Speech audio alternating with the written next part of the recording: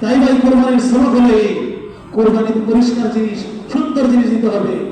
হাদিসে পাকের মধ্যে আছে কোরবানির বাহনটা ফুলসিরাতের পুলের গোড়ায় থাকবে। যখন আপনি যাবেন তখন এই পশু তার মুখের জবান খুলবে আর বলবে, ভাই এদিকে আসেন, আমি আজকে ফুলসিরাতের পুল আপনাকে বার করে দেবো। এই সোয়ারি হবে ফুলসিরাতের পুলের উপর। হাদিসে আসছে যার এই পশু যেই রকম হৃষ্টপুষ্ট শক্তিশালী হবে তত দ্রুতগামী পুল সে পাড়ি দেবে। যারটা দুর্বল হবে এমন হইতে পারে এইটা কইটা জাহান্নামে পড়ে যেতে পারে। কেন ভাই কুরবানির সবক হইল, শিখতে হইল ইখলাস নিজের মধ্যে পয়দা করা। যে কোনো কাজ করব আল্লাহর জন্য করা, নিজে দেখানোর জন্য, নিজের আনন্দের জন্য।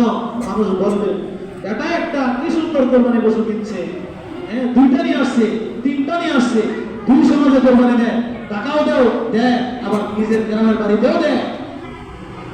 না, আল্লাহকে দেখার জন্য কোরবানি দেওয়া ভাই, আল্লাহকে দেখার জন্য কোরবানি দেওয়া, এটাই না দিল পরিষ্কার হবে। কোরবানি হলো তো দিনের সাফাইয়ের জন্য আসছে। দিনের ভিতরে যে জল, হিংসা কিনা এগুলো দূর করার জন্য কোরবানি আল্লাহ তাআলা আমাদেরকে দিয়েছেন। ইনশাআল্লাহ আমরা স্বাচ্ছন্দ্যের সাথে কোরবানির প্রস্তুতি নিব।